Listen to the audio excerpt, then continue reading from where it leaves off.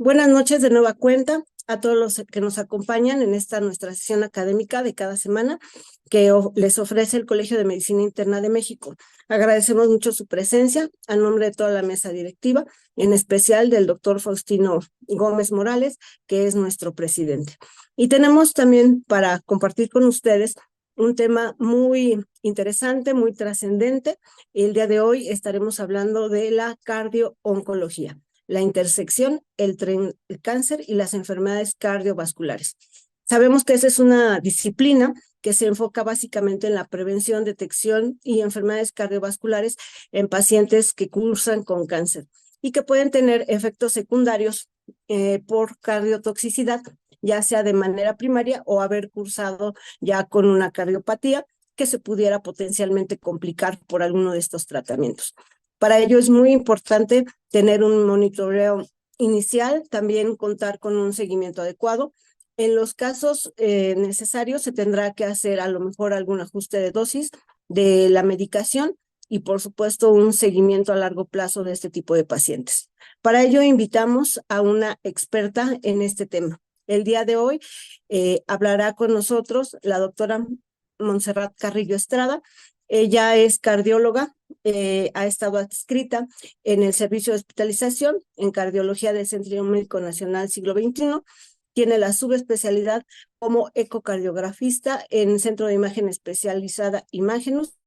También es cardióloga ecocardiografista en el Hospital Ángeles México y actualmente labora en la unidad de cuidados intensivos cardiovasculares del Hospital de Cardiología, también del Centro Médico Nacional Siglo XXI, donde también colabora con el servicio de cardio-oncología en el mismo hospital. ¿Y quién mejor que una experta en estos temas para que nos comparta sus conocimientos en esta noche? Entonces, bueno, adelante, doctora Carrillo, la escuchamos.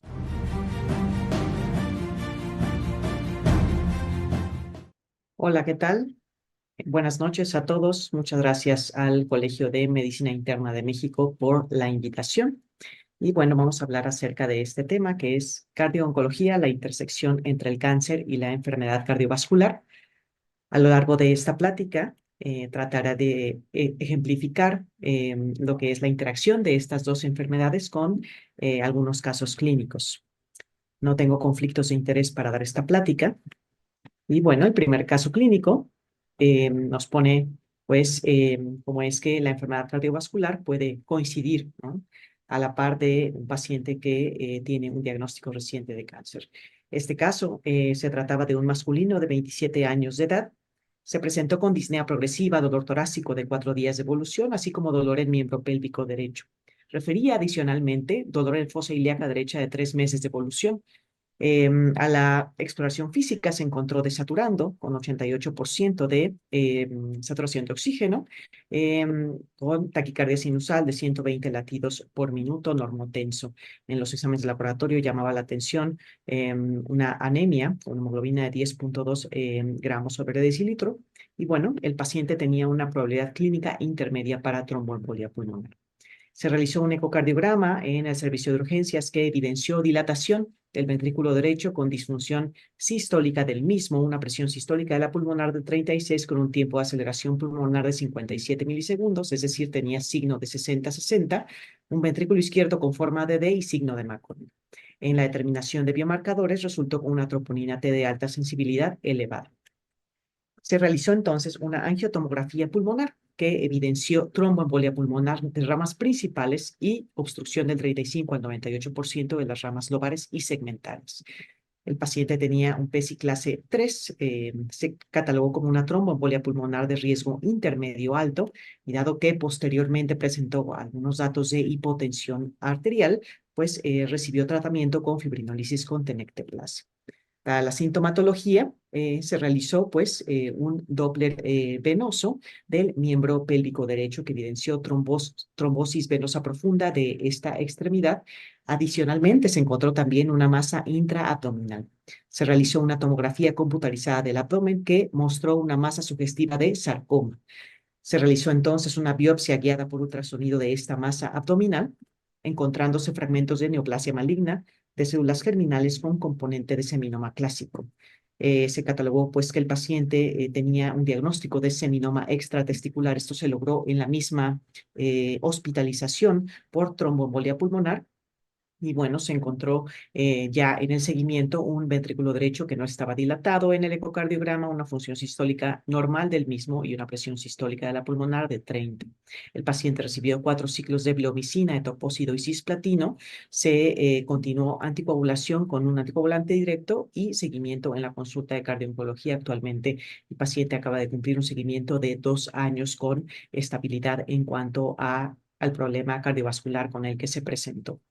Y bueno, es necesario entonces establecer con este preámbulo de este caso clínico que existe una relación estrecha entre el cáncer y la enfermedad cardiovascular que puede ir de un lado hacia otro y viceversa.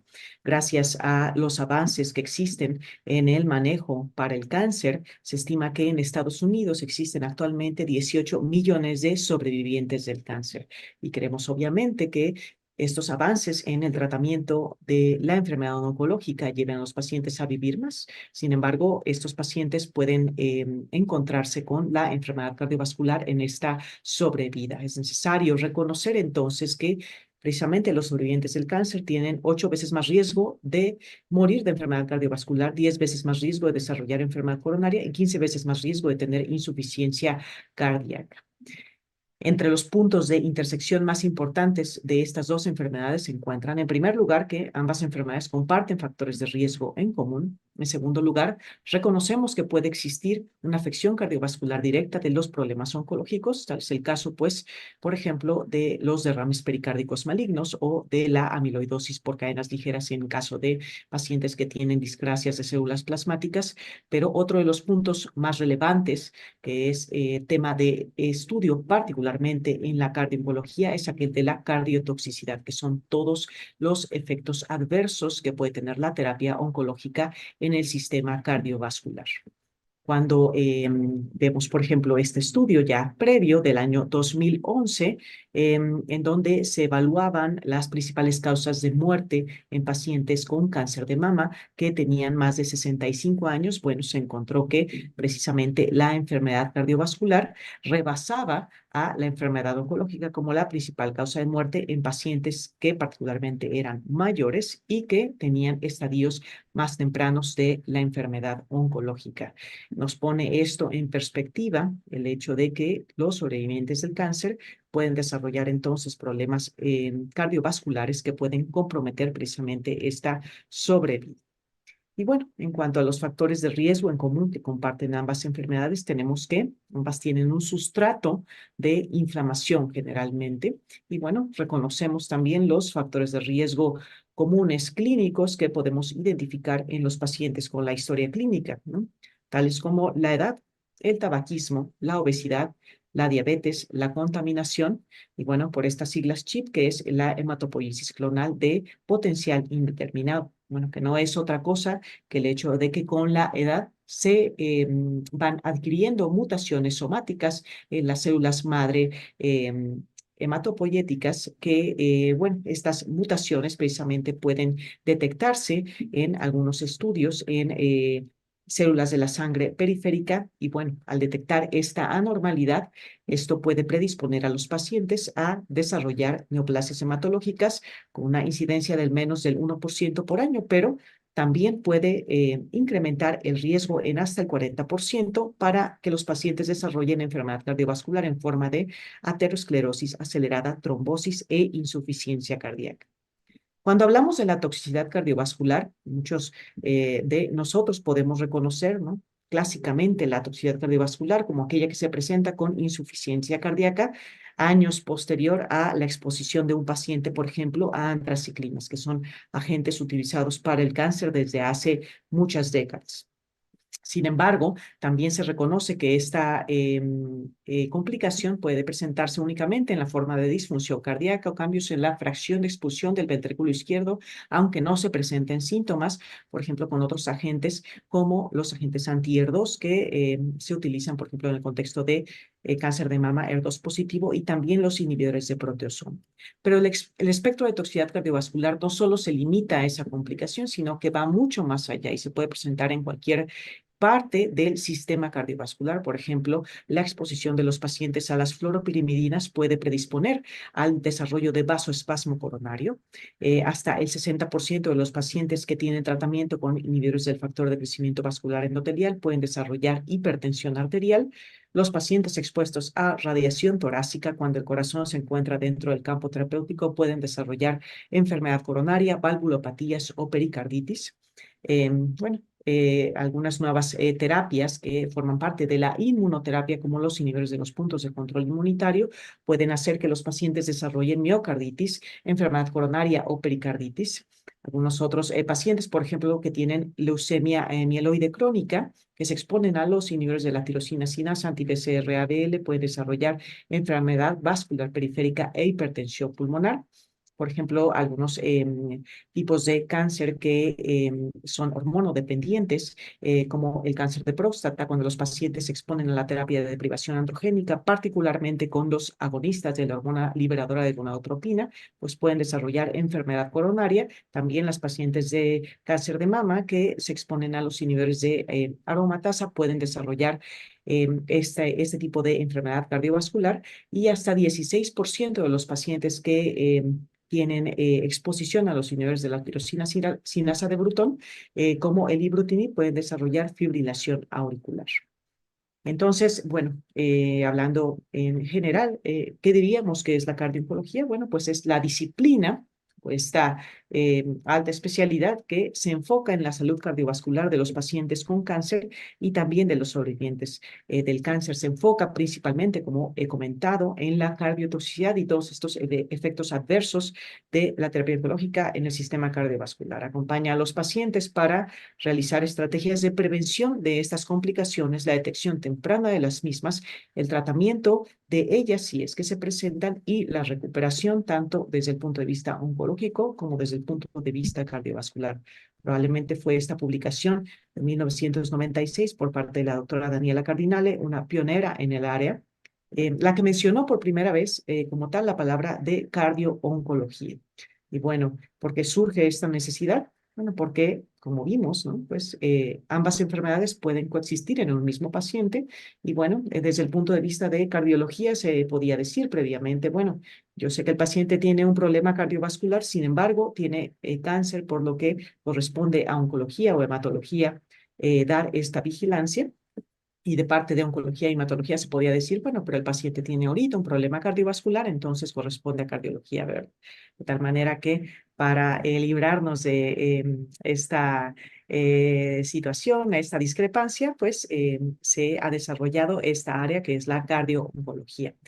La cardiología no tiene la finalidad de decir que un paciente que tiene cáncer, que se va a exponer a un tratamiento que es potencialmente cardiotóxico, no debería recibirlo de ninguna manera, sino que trata de ayudar para que el paciente reciba el tratamiento para el cáncer que requiere de una manera que sea segura de la forma cardiovascular, es decir, minimiza la toxicidad cardiovascular relacionada con el tratamiento para el cáncer en toda la continuidad del cuidado de los pacientes oncológicos. Y precisamente son estas siglas CTR-CBT que van a ver a lo largo de algunas diapositivas, que es la toxicidad relacionada con el tratamiento para el cáncer en el sistema cardiovascular. Una vez que los pacientes son diagnosticados con un problema oncológico, se pueden establecer estrategias preventivas antes de que inicie el tratamiento, que es potencialmente cardiotóxico. Una vez que el paciente inicia el tratamiento, pues se pueden establecer ciertas estrategias para disminuir el riesgo durante la exposición al tratamiento, así como una estrategia de monitorización mientras se encuentra recibiendo esta terapia. Al final del tratamiento, también podemos establecer un plan de monitorización y tratamiento, así como ajuste de los factores de riesgo cardiovascular después de la exposición a la terapia oncológica. Existen diversos documentos de consenso actualmente disponibles desde el año 2014, de la Sociedad Americana de Ecocardiografía, publicado por el doctor Juan Carlos Plana, acerca de la utilidad de la imagen multimodal en cardiología para la evaluación de estos pacientes.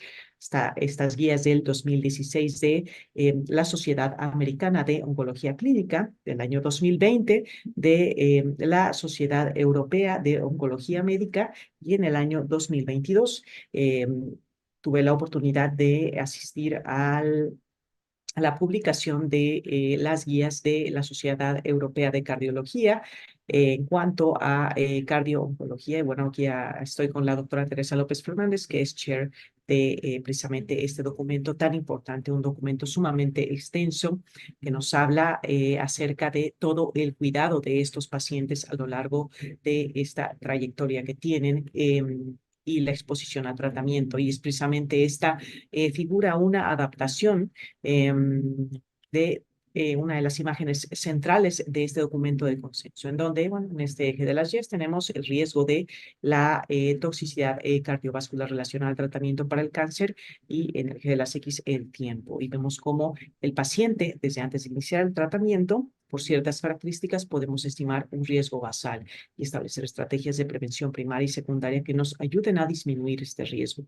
Probablemente la incidencia de estas complicaciones va a ser mayor durante la exposición a tratamiento oncológico, por lo que es importante establecer estrategias de detección temprana, así como tratamiento oportuno de las mismas. Cuando los pacientes se encuentran en la etapa de sobrevivientes, las clínicas de sobrevivientes, que esperemos cada vez sean más frecuentes encontrarlas en nuestro país, bueno, pues podemos mediante estas evaluaciones establecer el riesgo que tiene nuestro paciente de desarrollar estos problemas en esta etapa, cuando ya ha superado el cáncer, y tratar de evitar que se meta en problemas desde el punto de vista cardiovascular. ¿Cómo podemos disminuir esta magnitud de la toxicidad cardiovascular que se relaciona al tratamiento para el cáncer? Optimizando, obviamente, el manejo de la enfermedad cardiovascular, así como los factores de riesgo cardiovascular que tenga el paciente, estableciendo cardioprotección en los pacientes que se consideran de mayor riesgo para el desarrollo de estas complicaciones, estableciendo las estrategias de vigilancia adecuadas durante el tratamiento para el cáncer, y estableciendo también cardioprotección temprana en aquellos pacientes en los que se detecte que existe cardiotoxicidad subclínica.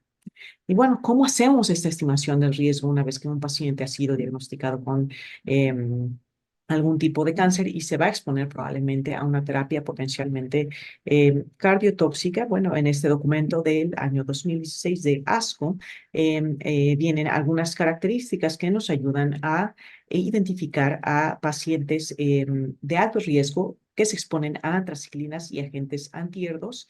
Y bueno, tal es el caso de pacientes, por ejemplo, con cáncer de mama, que recordemos es el cáncer más frecuente en la mujer mexicana. Entonces, bueno, ¿qué pacientes van a estar con mayor riesgo? Aquellas que tengan dosis altas de antraciclina. Esto se estima con una dosis de doxorubicina de 250 miligramos por metro cuadrado o mayor, así como de epirubicina de 600 miligramos por metro cuadrado o más. Dosis altas de radiación torácica, más de 30 grays en una dosis total, cuando el corazón se encuentre dentro del campo terapéutico, o la combinación de dosis bajas de ambas, o sea, de antraciclinas y de radiación torácica.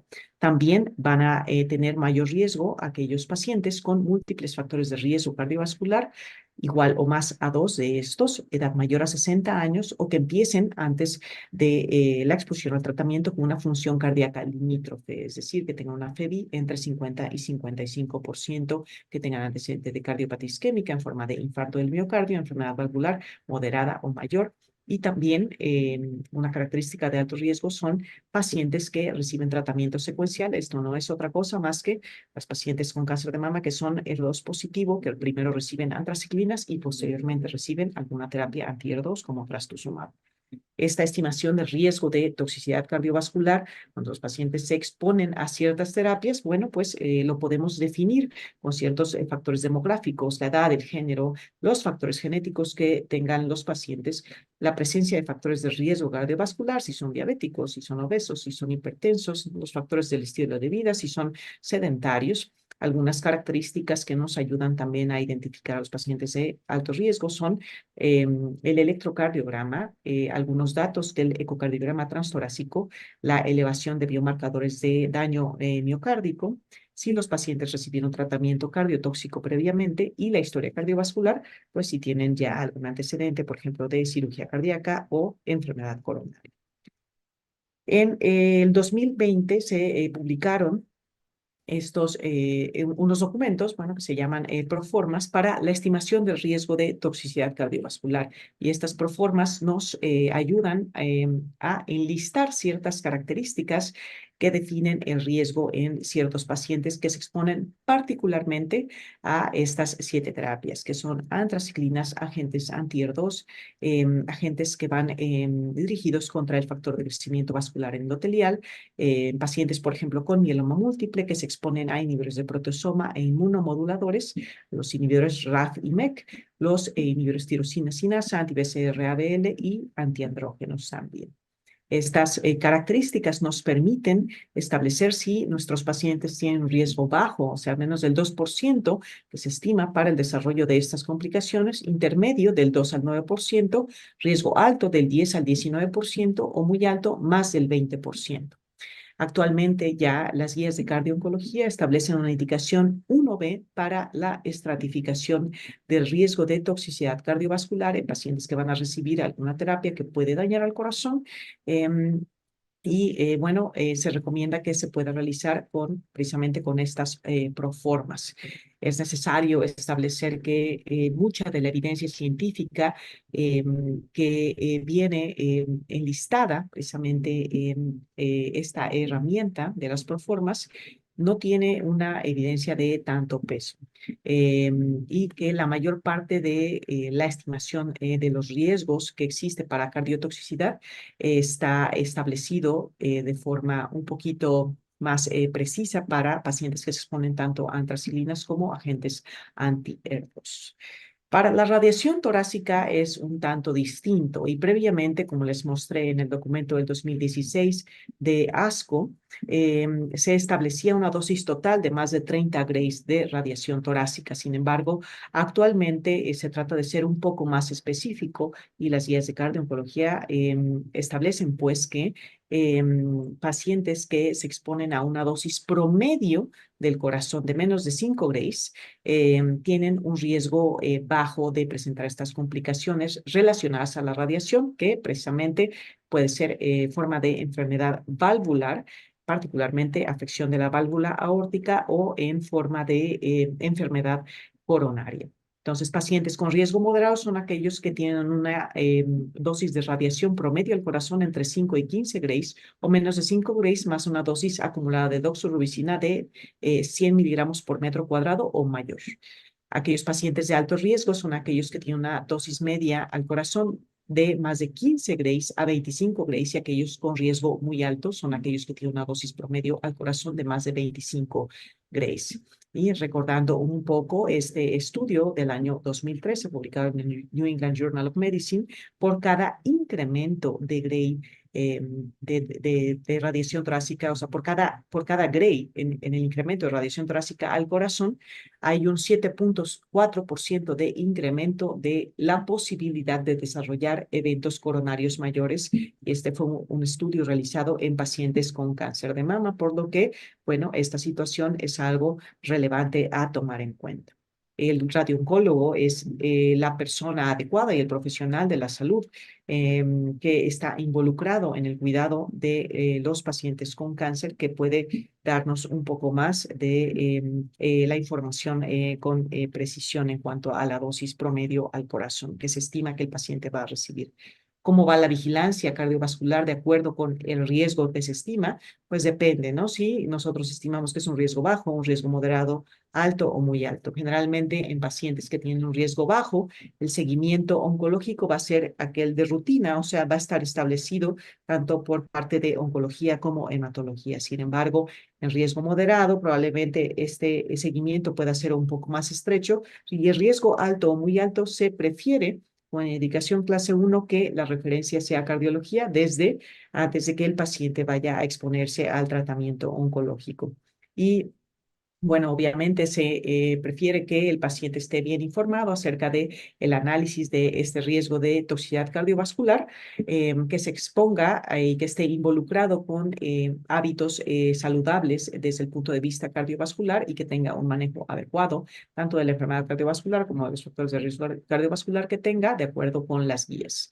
En el largo plazo, También la evaluación de los pacientes va a estar dada por el tipo de riesgo que hayamos estimado para ese paciente, ¿no? Si es un riesgo bajo, probablemente se pueda hacer una reevaluación únicamente si hay nuevos signos o síntomas preocupantes en cuanto al desarrollo de enfermedad cardiovascular. En riesgo intermedio, además de la evaluación de factores de riesgo cardiovascular, se puede seguir con un ecocardiograma cada 5 años. Sin embargo, en pacientes con riesgo alto o muy alto, la evaluación puede ser anual en cuanto a los factores de riesgo cardiovascular, pero el ecocardiograma podría realizarse 1, 3 y 5 años después de la exposición al tratamiento para el cáncer y de ahí cada 5 años. Este es el segundo caso clínico de esta plática y bueno, nos ejemplifica la toxicidad cardiovascular durante el tratamiento oncológico. Bueno, un paciente de 67 años de edad, masculino con mieloma múltiple, diagnosticado 2 años antes. Había recibido 32 sesiones con talidomida y carfilzomib, más dexametasona. El carfilzomib es un inhibidor de proteasoma, parte fundamental ahora los inhibidores de proteasoma para el tratamiento de los pacientes que tienen mieloma múltiple. Se había presentado 8 meses previos con síncope y había meritado la colocación de un marcapaso definitivo doble cámara. Se había estimado que su fracción de expulsión en ese entonces era de 61%. Tenía además antecedente de hipertensión arterial sistémica. Él se presentó 2 años después de haber sido diagnosticado con mieloma, con disnea de esfuerzos, autopnea, disnea paroxística nocturna y edema de miembros pélvicos. Ameritó hospitalización para evaluarlo, ya que en el servicio de urgencia se encontró el ecocardiograma con una fracción de expulsión de 20%, así como una FA de respuesta ventricular rápida, un CHA2-VASc de 3 puntos. Se realizó una resonancia magnética. No se encontraron defectos de perfusión, se encontró y se corroboró una fracción de expulsión del ventrículo izquierdo de 19% y una fracción de expulsión del ventrículo derecho de 39%. Dados los antecedentes, la edad del paciente, el hecho de que tenía hipertensión arterial sistémica, era necesario descartar que esta disfunción sistólica fuera secundaria a enfermedad coronaria, por lo que se realizó un cateterismo cardíaco. Se encontró una lesión que era intermedia realmente solo en la descendente anterior, sin incremento particular de presiones de llenado, una vez que ya se había recibido el tratamiento con diurético de asa para la descongestión. Y bueno, se catalogó entonces que este paciente, descartando la enfermedad coronaria, descartando alguna otra situación relevante en la resonancia magnética cardíaca, se determinó que tenía el diagnóstico de insuficiencia cardíaca probablemente por la exposición al inhibidor de proteasoma. Se inició desde su hospitalización tratamiento con sacubitril valsartán, dapagliflozina, espironolactona, carvedilol, amiodarona y rivaroxaban por la cuestión de que se presentó con fibrilación auricular. 5 meses después de este diagnóstico se pudo lograr una recuperación al menos parcial de la función ventricular izquierda, con una FEBI de 52%. Y bueno, por el momento este paciente, de acuerdo a lo valorado con hematología, y bueno, que tuvimos que tener ahí comunicación entre ambas especialidades, obviamente, se prefirió por el momento no continuar el manejo con el carfilzomib, que es el inhibidor de proteasoma, y actualmente recibe tratamiento únicamente con talidomida. Tiene 12 meses de haber presentado este evento de hospitalización por insuficiencia cardíaca. Cuando nosotros realizamos la monitorización cardiovascular durante el tratamiento oncológico, nuestro objetivo es detectar a los pacientes en un estadio B de lo que decimos, ¿no? Un estadio B, de acuerdo al ESICI, de insuficiencia cardíaca. Esto significa que los pacientes tendrían una enfermedad estructural, pero sin signos o síntomas de insuficiencia cardíaca. Para realizar la monitorización durante el tratamiento, nos podemos asistir de métodos de imagen cardiovascular, particularmente el ecocardiograma, la resonancia magnética, la ventriculografía por medicina nuclear y la toma de biomarcadores como troponina o péptidos natriuréticos. Es necesario hacer pues una historia clínica, exploración física en todos los pacientes que van a recibir este tipo de tratamientos, una vigilancia rutinaria en pacientes que tienen características de alto riesgo. Se prefiere pues utilizar la misma técnica de imagen para poder comparar con mediciones previas, pero bueno, a pesar de que existen actualmente todas estas recomendaciones y que vienen también especificadas en las guías de cardiología de la Sociedad Europea, es necesario tomar en cuenta lo que tenemos en nuestro centro y la experiencia local. Las guías actuales pues recomiendan el ecocardiograma, particularmente en aquellos pacientes que van a iniciar algún tratamiento asociado con prolongación del intervalo QT, como por ejemplo el ribociclib en pacientes que tienen cáncer de mama. Y bueno, con una recomendación 1C, enviarlo a cardiología si se encuentra alguna anormalidad. En cuanto a la toma de biomarcadores, esto está más recomendado, más estudiado en pacientes que se exponen a antraciclinas, agentes anti-HER2, inhibidores de proteasoma y los inhibidores de los puntos de control inmunitario. Y bueno, si estos marcadores se van a medir durante todo el tratamiento, pues tiene una recomendación 1C, el uso de ellos para la detección de complicaciones cardiovasculares. El ecocardiograma, sin duda, es el método de imagen de elección para la evaluación de los pacientes antes, durante y después de la terapia para el cáncer. Es, la verdad, de mucha utilidad. No nos habla únicamente de la fracción de expulsión del ventrículo izquierdo, sino que podemos ver cómo están las presiones de llenado, si hay disfunción diastólica, cómo está la función ventricular derecha, si hay algunos datos que puedan sugerir enfermedad valvular, enfermedad pericárdica. Y actualmente, con el desarrollo de técnicas para evaluar la función sistólica del ventrículo izquierdo de una forma un poco más sensible para la detección de cambios precisamente en esta función, pues está el stain global longitudinal, que tiene actualmente mucha evidencia para su uso en el seguimiento de los pacientes que se exponen a antraciclinas y trastuzumab. Vemos aquí unas imágenes en eje corto de ambos ventrículos, ¿no? Enfocados más hacia el ventrículo izquierdo, hacia su derecha, y bueno, vemos arriba, ¿no?, una paciente que se expuso a una dosis de doxorubicina de 450 miligramos por metro cuadrado de superficie corporal, y posteriormente la mejoría de la función ventricular una vez que se inició el tratamiento para insuficiencia cardíaca.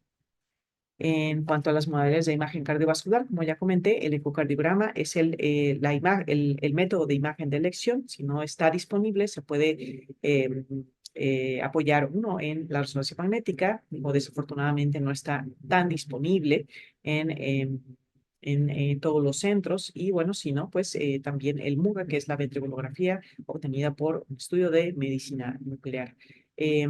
Vemos aquí un ejemplo de lo que es la recomendación de la vigilancia de la función eh, eh, cardíaca durante la exposición de los pacientes a quimioterapia que contiene antraciclinas. Y por ejemplo, vemos aquí como en pacientes que tienen particularmente un riesgo alto o muy alto de desarrollar esta complicación, bueno, pues se realiza o se sugiere por las guías realizar un electrocardiograma de forma basal, un ecocardiograma transtorácico cada 2 ciclos de tratamiento.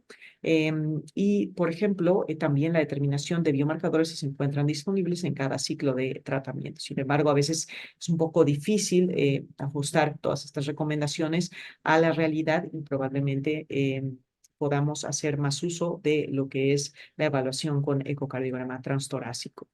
Esto no solo está establecido, pues, ¿no?, en las guías, esta vigilancia para pacientes que se exponen a antraciclina, sino también, obviamente, para pacientes expuestos a agentes anti-HER2, fluoropirimidinas, inhibidores del factor de crecimiento vascular del endotelio, los inhibidores de proteasoma, los inhibidores de los puntos de control inmunitario, aquellos pacientes, por ejemplo, que van a someterse a un trasplante de células madre hematopoyéticas. Entonces, nos podemos asistir, ¿no?, y ayudar particularmente en la realización de ecocardiogramas transtorácicos y para algunas terapias de algunos marcadores de lesión del miocardiocito, como son las troponinas de alta sensibilidad y los péptidos natriuréticos.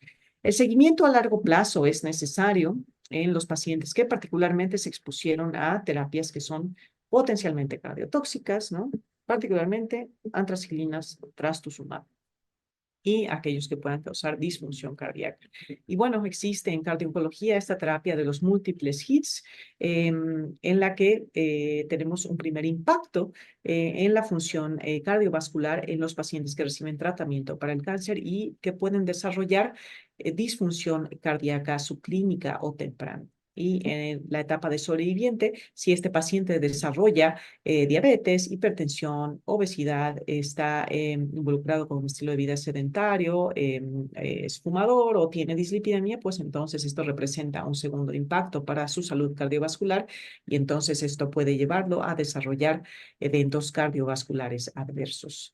La vigilancia entonces en el seguimiento a largo plazo, como ya habíamos mencionado en una diapositiva previamente, bueno, pues también se recomienda de acuerdo con el riesgo que se haya determinado para los pacientes que se exponen a este tipo de terapias.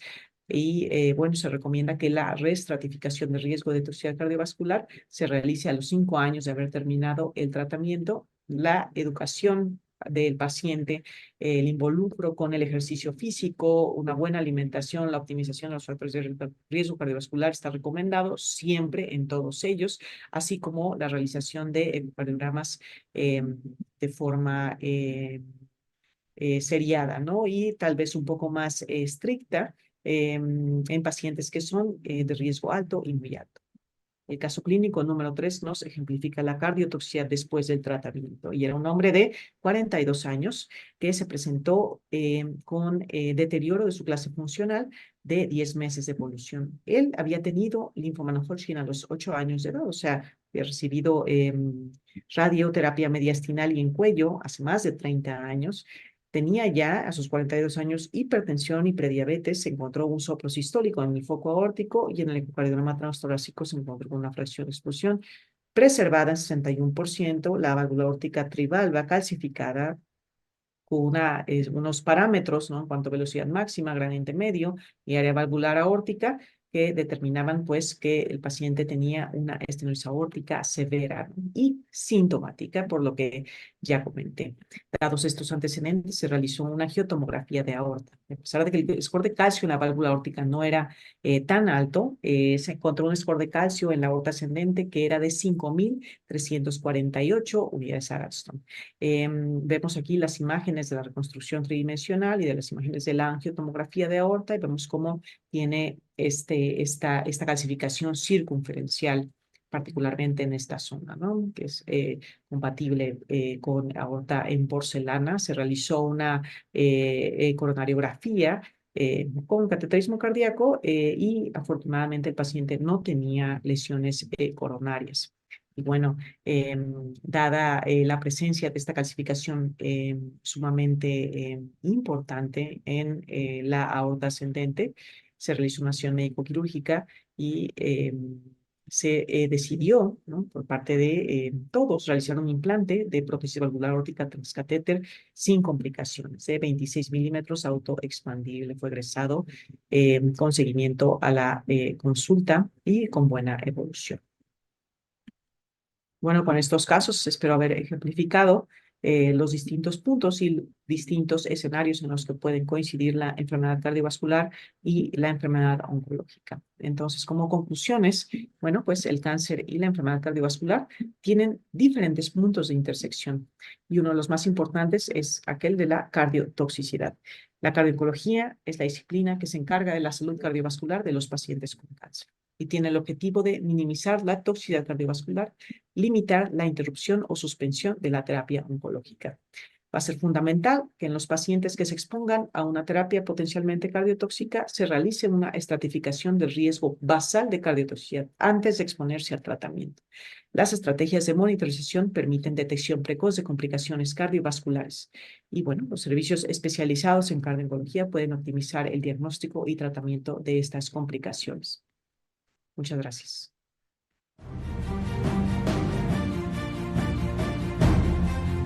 Ok, muy bien, doctora, muchas gracias. Y también nos preguntan si llega a haber alguna disfunción de tipo sistólico, ¿qué porcentaje hay de recuperación? Ajá, ¿en qué tiempo? ¿O es como muy específico con cierto tipo de terapias? Va relacionado al tipo de terapia, ¿no? Y antes se hablaba de que existían tipos de cardiotoxicidad y, por ejemplo, se hablaba de que había una cardiotoxicidad que era tipo 1 para las antraciclinas y tipo 2, por ejemplo, para los agentes anti-ER2 como trastuzumab, ¿no? Utilizado en el cáncer de mama. Sin embargo, probablemente esta clasificación ya no es tan utilizada y se reconoce por algunos estudios precisamente de esta doctora Daniela Cardinale, que es la doctora italiana que comenté en la plática, que la mayor parte de los pacientes que presentan disfunción cardíaca por antraciclinas, particularmente, bueno, la van a presentar dentro del primer año posterior a finalizar su tratamiento para la cuestión oncológica. Y que cuando uno identifica de forma precoz esta complicación, o sea, 6 meses posterior a que ha sucedido, ¿no? Y esto solo se puede lograr con una vigilancia muy estrecha. Cuando se identifica precozmente es más posible, ¿no? Incrementar la posibilidad de éxito en cuanto a la recuperación de pacientes, ¿no? En la mayor parte de ellos, ¿no? Llegando hasta el 60-70% de recuperación, ¿no? Aunque no sea una recuperación completa de la función ventricular, sí puede ser una recuperación al menos parcial de la misma. Entonces, todo esto depende de la gente y del tiempo. Cuando los pacientes se presentan con una complicación ya que ha tenido mucho tiempo, ¿no? Y se hablaba mucho de que existía la cardiotoxicidad tardía, pero es esta misma doctora que nos habla, ¿no? Acerca de que la identificación de la cardiotoxicidad es la que es tardía, ¿no? No la presentación de la cardiotoxicidad. O sea, la cardiotoxicidad, por ejemplo, por antraciclinas, la mayor parte se presenta meses después de haber terminado el tratamiento, y si es que se identifica hasta años después, ya con FEBIS de 30%, 20% pacientes jóvenes, pues es más bien que la identificación de esta disfunción cardíaca ha sido la que es tardía. En pacientes que presentan disfunción por trastuzumab, se puede lograr la recuperación de la misma en la mayor parte de ellas, mientras la identificación de la disfunción cardíaca también sea de forma precoz. La mayor parte de las pacientes que presentan disfunción por trastuzumab lo hacen a los 3 meses o a los 6 meses de haber iniciado el tratamiento, ¿no? Y sabemos que estas pacientes pueden recibir este tratamiento hasta por un año más o menos. Entonces, los meses los primeros meses del manejo de estas pacientes, pues es cuando hay que estar más vigilantes, ¿no? En cuanto a la función ventricular. Ok, doctora, muchas gracias. Y bueno, en ese sentido, ¿hasta qué momento o cuánto tiempo deberíamos de dar este tipo de seguimiento en los pacientes que han recibido algún tratamiento para cáncer? ¿O depende del tratamiento que han recibido, el seguimiento que debemos de llevar? ¿Un año, 2 años, 5 años? No sé.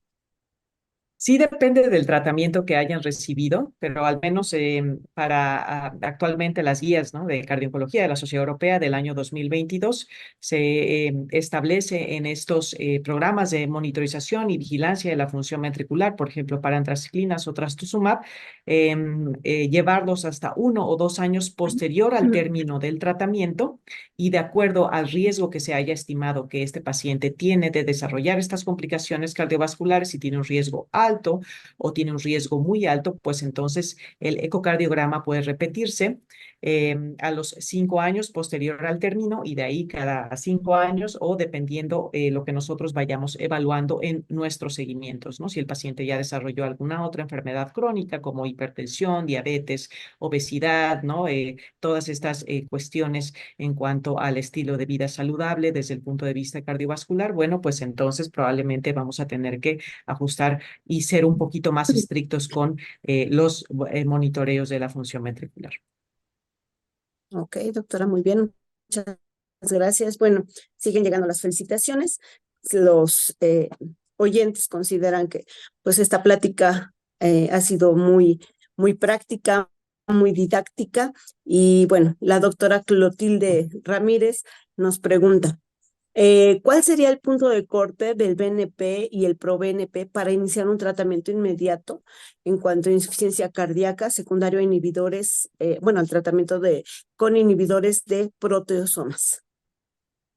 Con los inhibidores de proteosoma, y digo particularmente, creo que la pregunta es muy buena porque si hay una utilidad de los péptidos natriuréticos en la cardiooncología y en toda esta cuestión de la estratificación de riesgo, es precisamente con la terapia con inhibidores de proteosoma y particularmente con el carfilzomib, ¿no? Como uno de los casos que se mostraron en la plática. A pesar de que sean, ¿no? por ejemplo, estimados ciertos puntos de corte, por ejemplo, para la cuestión de los partidos atléticos, más de 125, por ejemplo, para el BNP. Esto no está del todo establecido en cardio-oncología. O sea, mientras el punto de corte esté por arriba del valor normal en cuanto al laboratorio que nosotros utilicemos, ese paciente tiene más riesgo de presentar disfunción cardíaca relacionada a los inhibidores de proteasoma. Probablemente no necesariamente con eso nosotros vamos a iniciar un tratamiento preventivo. Vamos a ajustar lo que es el manejo de los factores de riesgo cardiovascular en nuestro paciente y probablemente lo que vamos a hacer es establecer una estrategia de monitorización de la función ventricular que sea un poco más estrecha.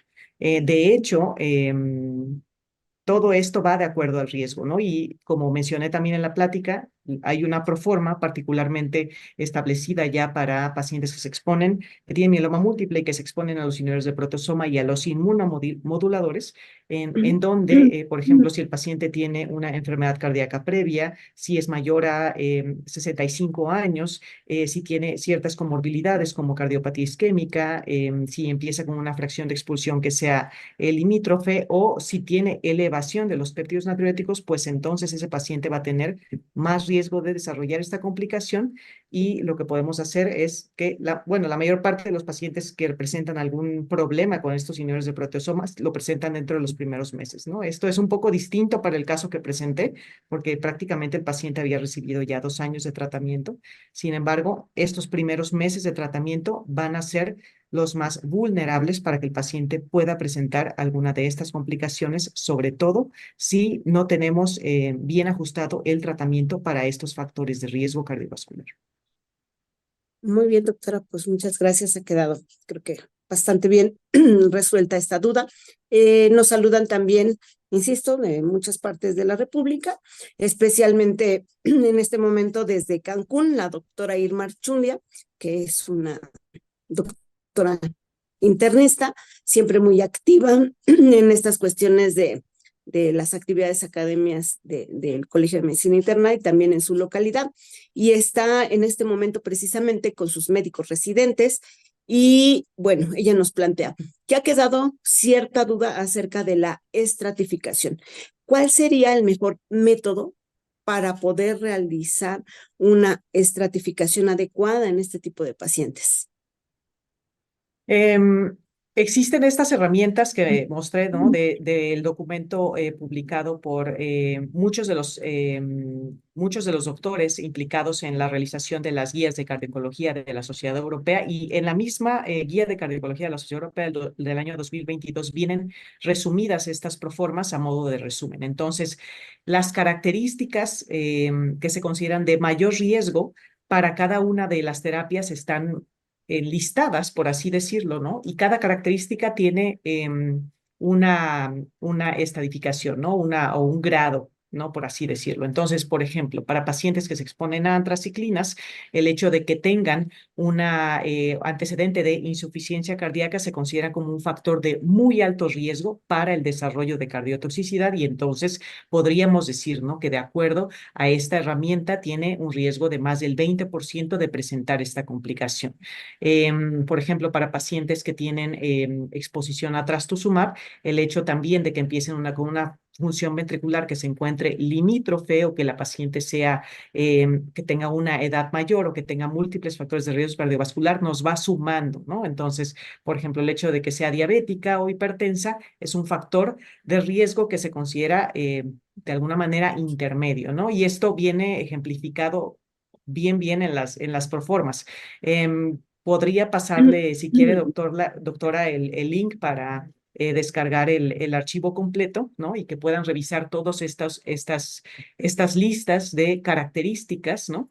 Que se tienen ya determinadas para los pacientes que se exponen a esas 7 terapias en las que venían ahí en las diapositivas. Entonces, esto nos puede de alguna manera dar una idea de si el paciente tiene un riesgo, ¿no? Que tal vez no es tan alto para el desarrollo de cardiotoxicidad. Sin embargo, sí es necesario tomar en cuenta lo que les comenté en la charla, la información de mayor peso científico está dada para pacientes que se exponen a traciclinas o agentes antiherdos. Sin embargo, para las otras terapias, o sea, salvo algunas características particulares, como esta cuestión de los péptidos natriuréticos para pacientes que se exponen a inhibidores del proteasoma, para las otras terapias estas situaciones vienen pues todo de evidencia retrospectiva, ¿no? O de algunos estudios con pocos pacientes. Entonces, tal vez la evidencia científica todavía no es lo suficientemente fuerte como para dar una recomendación tan tajante en cuanto a guiarnos únicamente por esas proformas.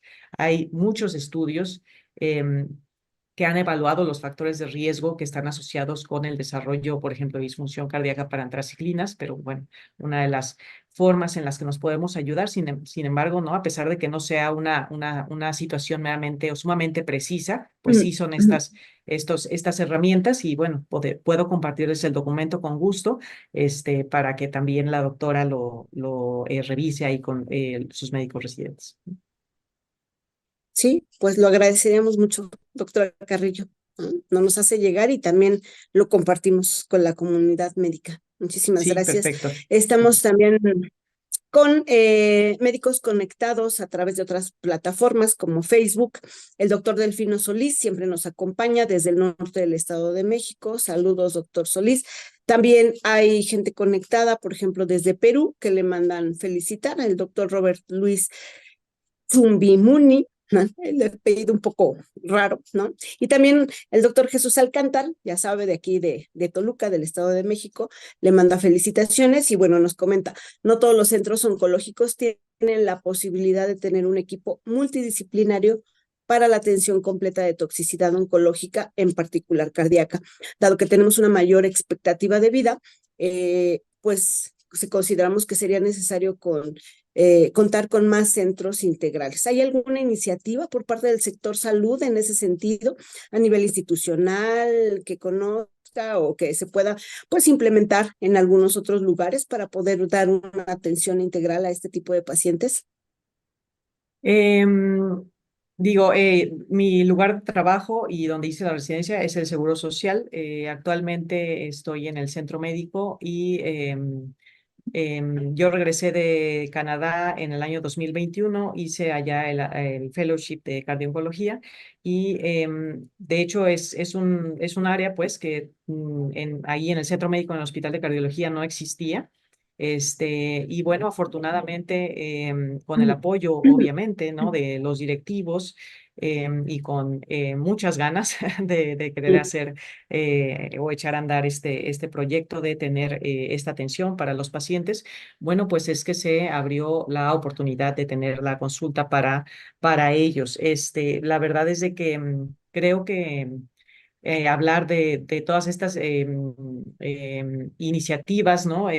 Pues siempre es un reto para todos, ¿no? Para todos nosotros, para ustedes como internistas, para nosotros, ¿no? Como cardiólogos, para los oncólogos, para los hematólogos, el hecho de tener que colaborar de forma interdisciplinaria, multidisciplinaria, tener en el centro de toda esta atención al paciente, ¿no? Para que le vaya bien, siempre es un reto.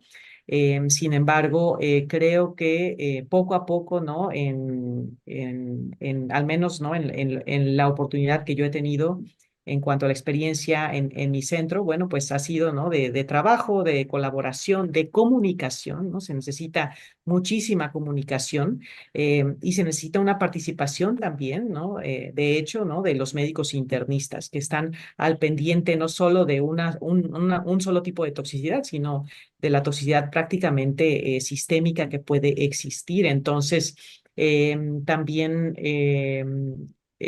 creo que ejemplifica muy bien el hecho de que a pesar de que esta área apenas va comenzando, ¿no? O teniendo un poco más de popularidad y un poco más de tal vez alcance, ¿no? En los profesionales de la salud, creo que es muy importante que todos estemos enterados que empezar de poco a poco, viendo pacientes, refiriéndolos al servicio, si no de cardiología, ¿no? Porque, bueno, va a ser difícil que exista una consulta así como tal, sí al servicio de cardiología y tener la comunicación, pues, entre todos nosotros, ¿no? Digo, la verdad es de que aquí desde mi punto de vista, el apoyo institucional y el apoyo de los directivos ha sido fundamental para el desarrollo de esta consulta y les diría pues a todos ustedes que tratáramos de involucrarnos, ¿no? Y de trabajar así de forma multidisciplinaria para pues lograr una mejor atención para todos esos pacientes, ¿no? Ojalá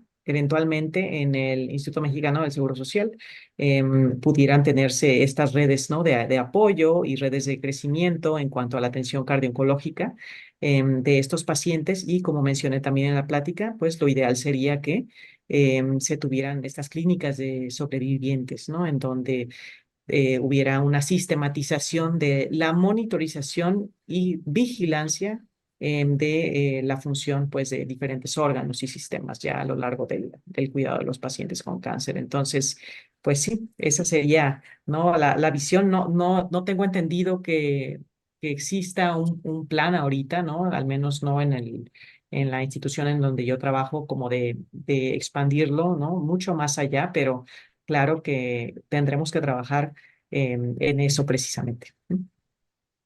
Sin duda, doctora. Bueno, y felicidades porque, bueno, ha tocado que sea pionera en ese sentido, ¿no? En un centro médico tan importante a nivel nacional y esperemos que eso se pueda, pues, seguir replicando, ¿no? En muchos otros lugares, en muchos otros hospitales y ojalá y fuera a lo largo de todo el país, ¿no? Muchas felicidades, doctora. Bueno.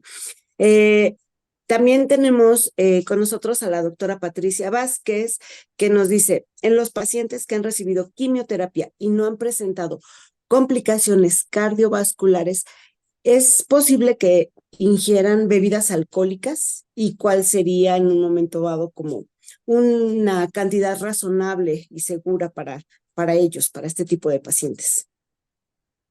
Creo que bueno, me imagino que es como que desde el punto de vista, ¿no? Cardiovascular, ¿no? Hablar acerca de esto y es algo que seguramente ustedes conocen mejor que yo, pero bueno, no hay una cantidad segura de alcohol, ¿no? En cuanto al consumo, no para la salud en general y no para la salud cardiovascular tampoco, ¿no?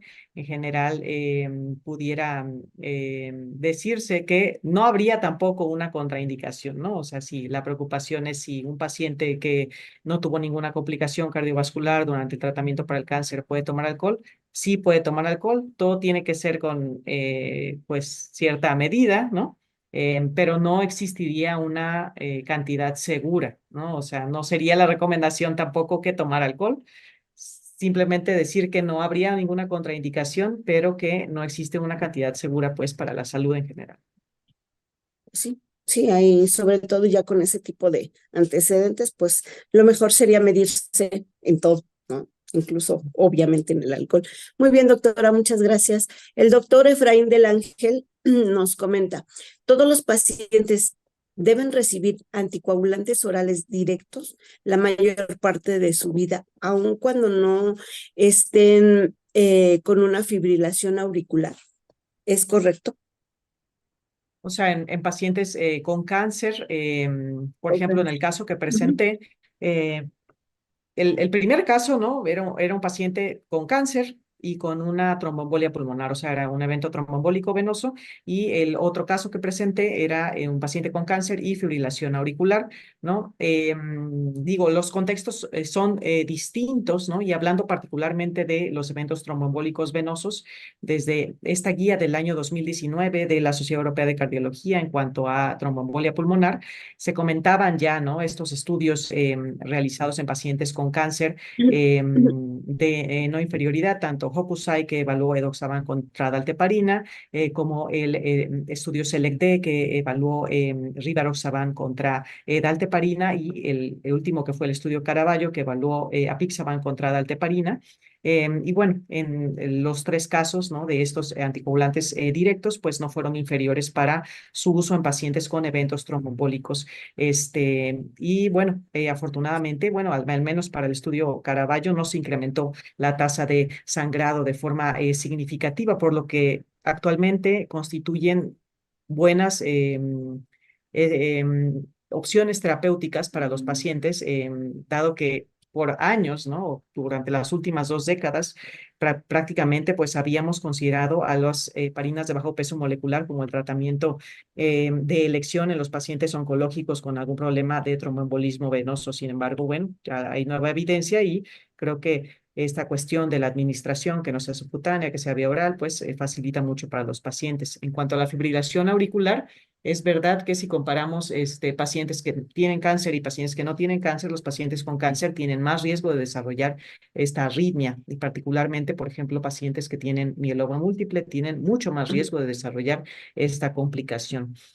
Todavía nos valemos pues del uso de esta herramienta que es el CHAS-VASc para estratificar, ¿no? A nuestro paciente si tiene un alto riesgo tromboembólico por la fibrilación auricular o no. Y bueno, pues definitivamente que los pacientes con cáncer tienen tanto alto riesgo a veces, ¿no? De sangrado como alto riesgo tromboembólico o mayor riesgo tromboembólico que un paciente que no tiene cáncer. Entonces, probablemente si el paciente persiste con fibrilación auricular y tiene un CHAS-VASc, ¿no? O sea, más de 2 o más de 3 puntos de acuerdo al género, podría considerarse la persistencia de la anticoagulación, ¿no? O sea, menos que se haya evaluado que fue un evento único de fibrilación auricular y que estuvo asociada a alguna otra situación que funcionó como gatillador, pero generalmente no. Esta fibrilación auricular pues va a ocurrir en pacientes que sean mayores, que tengan ya la aurícula dilatada, que tengan hipertensos, diabéticos, que tengan algún otro factor de riesgo para su aparición. Ok, doctora, muy bien, muchas gracias. Y bueno, ya que tocó el tema ahorita de las arritmias, en el contexto clínico y algo que podríamos tener con mayor facilidad a nivel eh, privado o ya sea hospitalario también, es un electrocardiograma. La taquicardia sinusal se podría considerar como un primer signo de cardiotoxicidad. Muchos pacientes, la verdad, que yo veo en la consulta, tienen taquicardia sinusal, ¿no? Y esta es multifactorial, es por diversas razones, ¿no? A veces están anémicos, a veces tienen alguna infección en ese momento que son evaluados, a veces acaban de recibir el tratamiento. Existe un desacondicionamiento de la función cardiopulmonar clara ya, bien estudiada, bien definida en los pacientes que tienen cáncer, entonces no tienen condición física, ¿no? Hacen un poco más de actividad y con un poco se les sube la frecuencia cardíaca de forma fácil. No necesariamente es un dato de cardiotoxicidad, creo que lo primero que hay que ver es por qué la tiene, ¿no? Hay pacientes que llegan desafortunadamente, ¿no? Con algún tipo de cáncer, no sé, como por ejemplo el osteosarcoma y llegan con mucho dolor, entonces también esta situación puede ser algo que lo precipite, ¿no? Si no hay ninguna causa, ¿no? Como por ejemplo también una situación metabólica, el hecho de que estén con hipertiroidismo o alguna otra alteración del metabolismo, pues entonces podría considerarse un programa, ¿no? Precisamente de rehabilitación cardíaca, ver si esta situación puede ajustarse con el ejercicio físico, que es fundamental en los pacientes que tienen cáncer, aunque tengan tratamiento activo, y posteriormente también en la etapa de sobreviviente. Si no hay posibilidad pues de controlar la frecuencia cardíaca, ¿no? Pues entonces después, ¿no? Del tratamiento con el programa de ejercicio físico, pues podría también considerarse la adición de fármacos, pero no necesariamente es de cardiotoxicidad o es un dato de cardiotoxicidad, sino que puede ser por muchísimas razones, ¿no? Y generalmente hay una causa. Rara vez no encontramos alguna causa, o sea, que lo esté propiciando. Ok, muy bien, sí, sí, sí, es cierto. Hay que considerar al paciente siempre como un todo, ¿no? Que otros factores pudieran estar precipitando este tipo de alteraciones en el ritmo cardíaco. Bueno, nos preguntan, bueno, hay algunos tratamientos, por ejemplo, para leucemia promielocítica aguda que pueden alterar el potencial transmembrana, bloqueando las corrientes de potasio, produciendo una prolongación del QT en forma gradual, sobre todo en los primeros días de tratamiento. Es necesario realizar en este tipo de pacientes controles seriados como para definir si este tipo de terapia tuviera que ser suspendida o modificada la dosis y cuál sería ese límite en el QT como para considerar que ya hay cierta toxicidad y que se debería de hacer algo al respecto? Generalmente, el electrocardiograma está recomendado en todos los pacientes que se exponen a una terapia cardiotóxica, pero está particularmente recomendado como un método de monitorización, vigilancia, ¿no? De forma periódica en aquellos que se exponen a tratamientos que prolongan el QT, ¿no? En general, probablemente uno de las drogas que existen, ¿no? Que pueden asociarse de forma súper directa con esta situación, pues es, por ejemplo, el arsénico. Sin embargo, existen varios medicamentos que también están asociados a la prolongación del QT. Esto puede realizarse, sí, la monitorización con el electrocardiograma, ¿no? De cada ciclo de tratamiento y el límite para la consideración de la disminución de la dosis puede ser hasta 480 milisegundos con un QT corregido por la fórmula de Fredericia, que es la que se prefiere en los pacientes que tienen cáncer y se exponen a terapia oncológica, y es 500 milisegundos para decidir interrupción al menos temporal de la terapia, ¿no? Si esta situación mejora posteriormente, se puede reanudar y continuar vigilando pues el intervalo QT. Ok. Bueno. Muy bien, doctora, muchas gracias. Y bueno, en el contexto de tratar de preservar la función cardíaca, ¿tendrían algún papel en este tipo de pacientes tratamientos tipo como los ISGLT2 actualmente? Este, para la prevención de cardiotoxicidad, sí hay algunos estudios que sugieren que pudieran tener un papel. Estos estudios son retrospectivos y algunos de ellos tienen, varios pacientes. Sin embargo, uno de los primeros estudios fue publicado en el JACC Cardio Oncology y bueno, fue solamente prácticamente un estudio de 32 pacientes que se compararon con otros 96 pacientes que recibieron tratamiento para el cáncer, particularmente antraciclinas, tenían diabetes.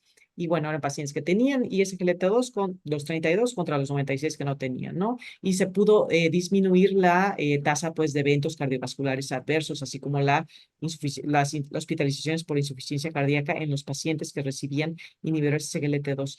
Probablemente es una terapia prometedora en este sentido, sin embargo, hace falta tener estudios, pues, ensayos clínicos, ¿no? Aleatorizados para conocer si eventualmente será una recomendación que ya venga emitida en las guías, ¿no? En cuanto a la consideración para todos los pacientes, por ejemplo, que se exponen a traciclinas o si solamente para los pacientes que son diabéticos. Creo que hay algunas otras formas, ¿no? En las cuales podemos considerar el uso, ¿no? Por ejemplo, pacientes que tengan ya datos de insuficiencia cardíaca de FEBI conservada, ¿no? Aunque no tengan FEBI reducida, pero que tengan datos de insuficiencia cardíaca de FEBI preservada, incremento en presiones de llenado y se van a exponer a esta terapia, probablemente la indicación ahí es ya por la enfermedad de base, ¿no? Y algunas otras situaciones en las que hay que considerarlas son pacientes pues que tienen ya una enfermedad cardiovascular establecida previamente, ¿no? Y las guías actuales de cardio-oncología 2023, perdón, de la Sociedad Europea de Cardiología 2023 en cuanto a diabetes, pues las pone como una indicación 1A para los pacientes que son de alto riesgo cardiovascular. Sin embargo, en esta área particular de cardio-oncología, un paciente que no tiene esas características de alto riesgo, que no es diabético, todavía no podría haber una recomendación al respecto. Ok. Bueno, pero bueno, parece ser una terapia, como se ha visto, ¿no? Prometedora en muchos otros ámbitos y bueno, como bien dice, hay otras indicaciones que quizás ya tenga el paciente previamente, ¿no? Antes de este tipo de tratamientos y se vieran beneficiados. Pues estaremos al tanto, ¿no? De los estudios y las recomendaciones que se hagan al respecto más adelante. La doctora Norma Alejandra García nos dice, en su experiencia, los pacientes de nuestro país que no tienen acceso a un ecocardiograma, ¿podríamos iniciar con algún tratamiento preventivo, por así llamarlo, como el ácido acetil salicílico, para evitar alguna reacción adversa en quimioterapia a nivel cardíaco? ¿Sería de utilidad? Este, en cuanto a prevención primaria, los fármacos actualmente estudiados, ¿no? Hay mucha información acerca de la utilidad que pueden tener los YECAs, los ARA2, los beta bloqueadores. Hay algunos estudios, como comenté, ¿no? Con dexrazoxano, con doxorubicina liposomal o con estatinas también y con inhibidores de GLT2. La aspirina generalmente no. Pudiera tener un papel en los pacientes que se consideran con alto riesgo de tromboembolismo, tanto venoso como arterial, que se exponen a inmunomoduladores, ¿no? Estos pacientes a veces sí son pacientes que tienen, por ejemplo, mieloma múltiple, que se exponen a tratamientos como lenalidomida, pues entonces pudiera llegar a tener algún papel en ellos. Y obviamente, ¿no? Un poquito parecido a lo que comentábamos en la pregunta anterior. este, También hay pacientes que ya tienen esta indicación, ¿no? Y que ya tuvieron a lo mejor algún evento cardiovascular previamente, cardiopatía isquémica, un infarto del miocardio, en los cuales pudiera tener esa indicación, pero generalmente no tiene una indicación para la prevención primaria de cardiotoxicidad. Es verdad que no muchas veces está disponible el ecocardiograma. Y actualmente la guía de cardio-oncología, si no está disponible, pues nos dice la resonancia magnética, que yo entiendo que probablemente está menos disponible, ¿no? Todavía que el ecocardiograma, pero se puede realizar a veces una ventriculografía por medicina nuclear. Y creo que a veces en los centros oncológicos, a veces puede llegar a ser mucho más accesible, ¿no? O sea, que les hagan un MUGA, en este caso, pues, a los pacientes para ver nada más únicamente la fracción de expulsión y si no hay alguna otra opción, ¿no? Si no hay cardiograma disponible, pues el MUGA es una opción. Sin embargo, lo de preferencia actualmente, pues sí es el ultrasonido de corazón. Bueno, muy bien, doctora, muchas gracias. Y bueno, ahondando un poquito más en este tema de los tratamientos que pudieran prevenir o tratar, disminuir los fenómenos de cardiotoxicidad, nos preguntan, ¿hay estudios que justifiquen el uso de IECAS en pacientes, sobre todo en el contexto del tratamiento con antraciclinas? Sí, sí, hay varios estudios que han utilizado, por ejemplo, lisinopril, ¿no? Enalapril. Hay varios estudios con enalapril. Hay algunos estudios con perindopril. Y en cuanto al bloqueo neurohormonal, pues que puede ser con IECA o ARA2 y adicionando pues un beta bloqueador. Desafortunadamente, no hay tanto peso en cuanto a decir que hay un beneficio muy claro, ¿no? Hay también un metaanálisis publicado en la revista de JACC Cardiology, ¿no? Una de las autoras es la doctora Susan Dent, que es la presidenta actual de la Sociedad Internacional de Cardio-Oncología. Y bueno, se ha estimado que el beneficio de este bloqueo hormonal con estas terapias pudiera estar dado por la prevención de la caída de la fracción de expulsión en aproximadamente un 5%. O sea, así vemos, la verdad, no es un gran beneficio, ¿no? Y la mayoría de estos estudios que han evaluado este tipo de tratamientos, pues son estudios que se han realizado mucho en población de cáncer de mama y particularmente, ¿no? La población que se ha incluido esos estudios que tiene cáncer de mama, pues son pacientes que son jóvenes, ¿no? O que no tienen tantos factores de riesgo cardiovascular, o sea, se considera una población tal vez de menor riesgo. No tienen un seguimiento tan a largo plazo. Los outcomes que toman en cuenta no son outcomes tan importantes, ¿no? O sea, sí toman en cuenta la caída de la FEBI, el remodelado, por ejemplo, del ventrículo izquierdo, los cambios en el volumen sistólico final, diastólico final, pero no se toma en cuenta como tal la mortalidad cardiovascular, el hecho de que los pacientes tengan una buena calidad de vida o, por ejemplo, la mejoría en cuanto al el fitness cardiopulmonar. Entonces, actualmente en las guías de cardiooncología se recomienda una indicación 2AB, el inicio, por ejemplo, de estas terapias IECAS, ARA2 o beta bloqueadores, así como estatinas en pacientes que se van a exponer a antraciclinas o agentes antihéroes, pero que se consideren únicamente de riesgo alto o muy alto. Ok, y bueno, por ejemplo, en ese sentido, respecto a los ARA2, según el estudio Prada, el candesartán podría haber demostrado una mayor reducción en la incidencia de este tipo de efectos cardiotóxicos.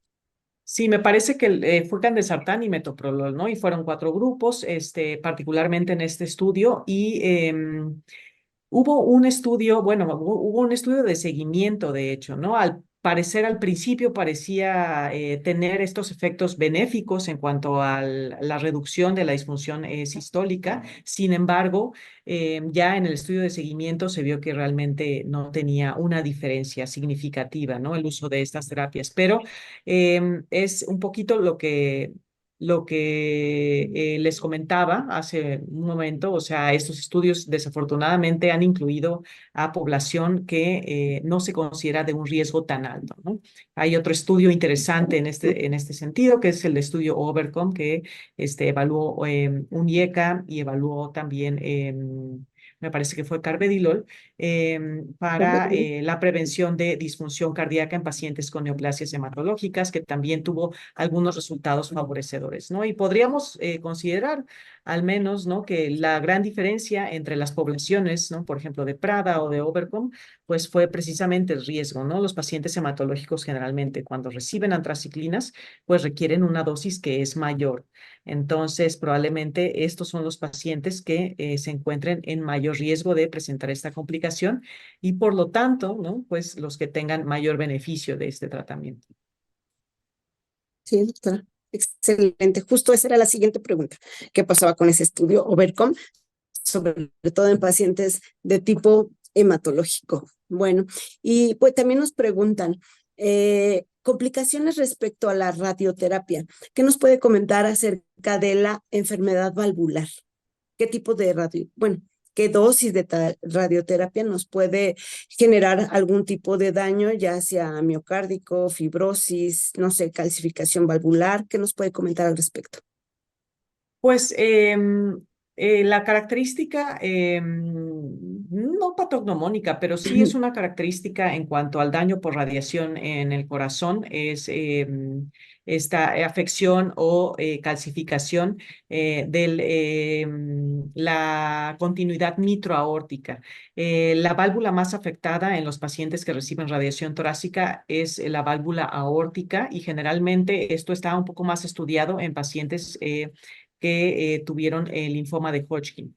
Entonces, bueno, estos pacientes generalmente reciben una dosis alta de radiación al tórax, ¿no? Y anteriormente recibían esta radiación que se llamaba en manto y espada, ¿no? O sea, generalmente pues dosis altas, ¿no? Radiación más de 30 grays, más de 35 grays. Entonces, la principal forma de valvulopatía se da en forma de insuficiencia aórtica. Pero también puede presentarse, ¿no? Como el caso clínico, ¿no? En forma de estenosis aórtica, en forma de insuficiencia mitral, en forma de estenosis mitral menos frecuente. Generalmente, ¿no? Ahora se habla precisamente, ¿no? Como venía ahí en las diapositivas, de una dosis promedio al corazón ¿Ok? para no Sí, tomar en doctor. cuenta pues el riesgo. Así es. Ojalá, digo, en todas las evaluaciones que tienen los pacientes, ¿no? El radiooncólogo pudiera decirnos exactamente, estimo, ¿no? Que la dosis media al corazón probablemente va a ser esta. Ujú. Desafortunadamente, no existen estrategias farmacológicas de utilidad actualmente, ¿no? Que se hayan, pues, estudiado para la prevención de la enfermedad inducida por radiación. Pero Ok. bueno, algunas cuestiones, ¿no? Que se han mejorado es que se ha disminuido la dosis de la radiación que se da generalmente para diferentes tipos de cáncer. También el hecho de que algunas técnicas, ¿no? Por ejemplo, en inspiración profunda para pacientes que tienen cáncer de mama, también ha disminuido pues el hecho de que el corazón se exponga, pero bueno, sigue siendo un riesgo actual. Sí, claro, sin duda. Y bueno, pues se requiere ese tipo de seguimiento con estos pacientes. En su experiencia, un descenso en la FEBI de, ¿qué sería? 40% o menos del 45%, ¿ya son indicadores o qué cifras o con qué fármacos en particular para recomendar la suspensión de un tratamiento antitumoral ya en un proceso pues de seguimiento? Sí, el momento de la recomendación para suspender el tratamiento es complicado. Es pues un momento, creo que difícil, ¿no? Llegar ahí, tanto para el paciente como para el médico oncólogo, ¿no? Que obviamente ha determinado que el tratamiento necesario para el paciente, pues es el que está recibiendo. Entonces, es importante que esto se platique bien, ¿no? Con los dos especialistas y generalmente un límite en cuanto a la fracción de expulsión, ¿no? De menos de 40% se ha establecido pues para las antraciclinas o para pacientes que reciben tratamiento activo, pues probablemente preferiremos ya no continuar el tratamiento. Y para trastuzumab también podríamos hablar, ¿no? De que menos de 40%, si vemos que nuestra fracción de expulsión sigue bajando y a pesar de que nosotros ya iniciamos tratamiento, pues probablemente no queramos continuar con esta situación.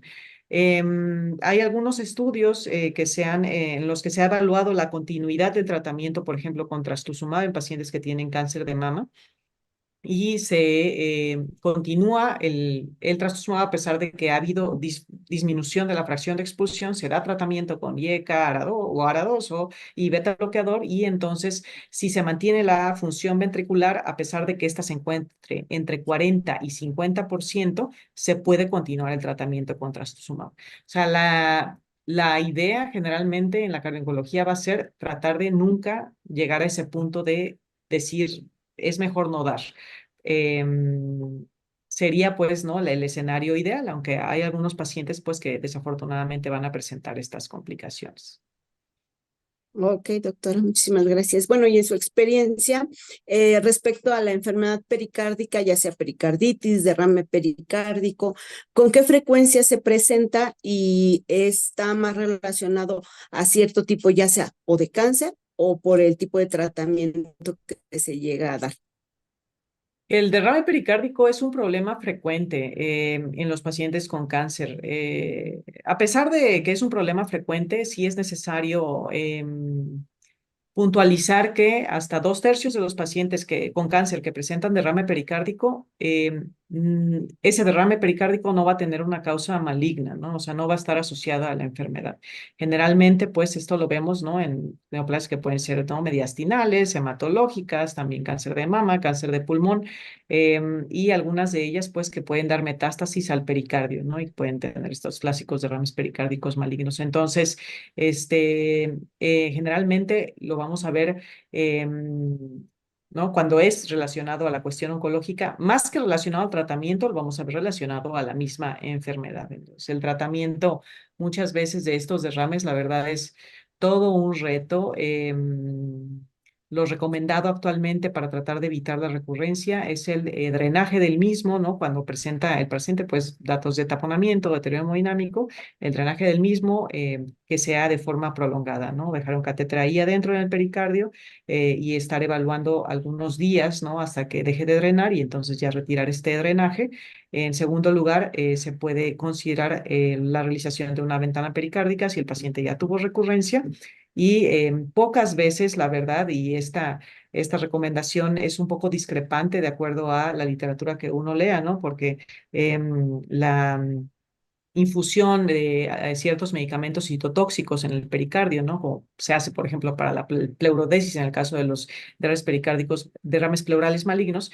Esta infusión de los citotóxicos en el pericardio no está del todo recomendada por el hecho de que el paciente puede desarrollar posteriormente pericarditis constrictiva. Sin embargo, hay algunos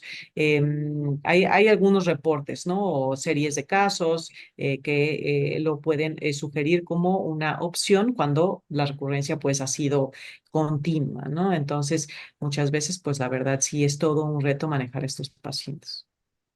Sí, claro, sin duda. Sí, en ese sentido, el doctor Francisco Javier Junes, bueno, nos comenta que en los pacientes que llegan a ver en su centro hospitalario y que tienen un derrame pericárdico, bueno, también considera que es de utilidad poder drenar ese líquido y estudiarlo. Pero bueno, creo que ya nos amplió más en ese sentido. Doctora, muchas gracias. Y el mismo doctor Junes nos dice. En su hospital, los pacientes reciben antracíclicos y trastuzumab. Es prácticamente, pues casi una regla, pero en muchas ocasiones el oncólogo médico intenta utilizar algunas otras alternativas. Yo imagino, bueno, buscando disminuir ese riesgo de cardiotoxicidad, pero pues en todos los pacientes sería necesario realizar un ecocardiograma y llevar ese seguimiento de la fracción de eyección. Actualmente, para pacientes que reciben antraciclinas, la indicación es 1A para todos los pacientes que reciben antraciclinas, aunque la dosis no vaya a ser alta. Y en pacientes que reciben trastuzumab o algún otro agente anti-ER2, esto está también bien definido, ¿no? Que la evaluación de la función ventricular debe hacerse cada 3 meses durante el tratamiento. A veces es un poco difícil, ¿no? O sea, depende en el medio en donde uno esté, pero a veces es un poco difícil coordinar el hecho de que los pacientes estén recibiendo sus vigilancias de la función ventricular cada 3 meses. Pero pues actualmente los lineamientos, o sea, y eso es tanto de la FDA, ¿no? Como en Europa, como en la guía de cardiología de la Sociedad Europea, como aquí en México e inclusive, ¿no? En el Seguro Social también. Muchas veces los oncólogos no pueden pedir el medicamento anti-ER2, el trastuzumab, a la torre de control si no tienen la fracción de expulsión. Entonces, a veces lo que tratamos de hacer en la consulta de cardiología, pues es tratar de optimizar este tiempo y si hay algún paciente o alguna paciente que tiene ya un ecocardiograma completo previo y las mediciones en general son normales en cuanto a las cavidades, ¿no? No hay valvulopatías significativas, ¿no? Y esto se hizo hace 3 meses, pues entonces tratamos de hacer el ecocardiograma focalizado a la función ventricular únicamente, ¿no? Que es finalmente lo que nos va a interesar durante el seguimiento. Pero sí, sí están indicados en todas las pacientes con cáncer de mama que reciben antraciclinas o en todos los pacientes que reciben antraciclinas, no importa qué tipo de cáncer tengan, está indicado hacer un ecocardiograma basal. Y en pacientes que reciben tratamiento con trastuzumab, hacer un ecocardiograma cada 3 meses. Muy bien, doctora, bastante claro, muchísimas gracias. Nos preguntan, bueno, ¿alguna terapia como el bevacizumab o bien algún tipo de neoplasia, sobre todo gastrointestinal, llámese páncreas, no lo sé, incluso pulmón, ovario, se pueden asociar a más eventos trombóticos arteriales y esto nos puede aumentar la incidencia de síndromes coronarios agudos? ¿Es correcto? Así es, sí, así es. Los síndromes coronarios agudos en los pacientes con cáncer, digo, eso es todo un tema. Y sí, definitivamente el bevacizumab, que es un inhibidor del factor de crecimiento vascular del endotelio, ¿no? Que se utiliza, por ejemplo, en pacientes que tienen cáncer de colon,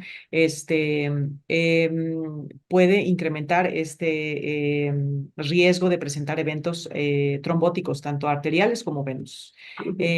Hay algunas otras terapias, digo, asociadas con esta situación en particular, ¿no? Las terapias antihormonales, antiandrogénicas, inhibidores de aromatasa, algunos otros como, por ejemplo, el cisplatino, las flopirimidinas, pero sí, definitivamente esto puede ocasionar este tipo de complicaciones. También algunas otras complicaciones importantes asociadas al bevacizumab, digo, es el desarrollo de hipertensión arterial. Prácticamente, ¿no? O sea, la mayor parte de los pacientes expuestos a esta terapia van a tener desarrollo de alteración en las cifras de presión arterial. Digo, lo que es a veces muy desafiante en el tratamiento de estos pacientes es que a veces reciben el medicamento cada 3 semanas y entonces la primera semana o los primeros 10 días posterior a la dosis están hipertensos, ¿no? Y ya después la presión vuelve a lo normal, vuelven a recibir la dosis, vuelven a estar hipertensos y a veces es un poco difícil el control. Para la cuestión de la prevención de eventos trombóticos arteriales, no hay realmente una estrategia de prevención actualmente, más allá del hecho de que si el paciente tiene factores de riesgo cardiovascular, ajustar el tratamiento de forma pues, o sea, como se debe, de acuerdo a guías. Hay algunos tratamientos que se han evaluado para la prevención de eventos tromboembólicos venosos, ¿no? Esto es con dosis bajas tanto de apixaban como de rivaroxaban. Sin embargo, bueno, no es una estrategia que se utilice de forma rutinaria, ¿no? Y en cuanto al tratamiento, por ejemplo, de pacientes que desarrollan hipertensión arterial expuestos al bevacizumab, además del tratamiento que ya tenga el paciente para su hipertensión arterial, es necesario tenerlo con antagonista de calcio, ¿no? Que es, pues, amlodipino, pues, ¿no? Que es una de las terapias que nos va a ayudar a tratar de controlar esta presión. Sí, doctora, muchas gracias. Y justo la siguiente pregunta iba en ese sentido, ¿no? ¿Hasta qué cifras pudiera considerarse razonable que pueden llegar los pacientes en cuanto a presión arterial como para considerar la suspensión de este tipo de tratamientos, ¿no? Bevacizumab, quizás sunitinib o sorafenib, ¿no? Pero bueno, yo creo que eso es, tenemos que estar al tanto de ello en todo momento. También nos preguntan, ¿los fenómenos de vasoespasmo coronario se considera que son dosis dependiente o relacionados con la velocidad de infusión, ambas o ninguna de las anteriores? Dosis dependiente, no necesariamente. Se prefiere, por ejemplo, que en lugar de infusión se pudiera aplicar en bolo la fluoropyrimidina, en este caso el 5-fluoracilo. Y hay varios estudios que han evaluado la aparición de esta complicación. Un poquito la incidencia está por todos lados, ¿no? En cuanto a los números.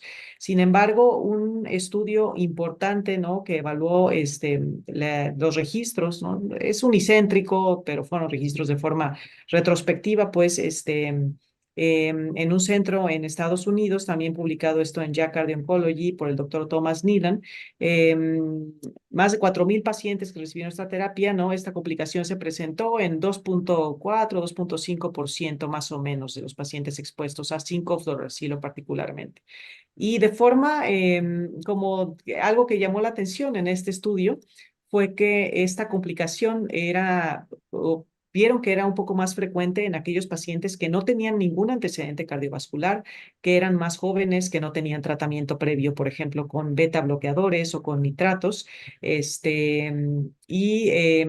No es necesariamente lo que se ha reportado en estudios similares. Sin embargo, creo que la fortaleza de ese estudio es que se realizó en una población muy grande de pacientes, ¿no? A pesar de que es retrospectivo, creo que nos da una idea de que probablemente el paciente que ya esté preacondicionado, que ya tenga algún antecedente de cardiopatía isquémica, ¿no? Que tenga enfermedad eh, eh, pues sí, enfermedad coronaria, que tenga hipertensión y que tenga más exposición a todos estos fármacos cardiovasculares, de alguna manera podríamos decir va a tener un poco de más tolerancia a estos fármacos.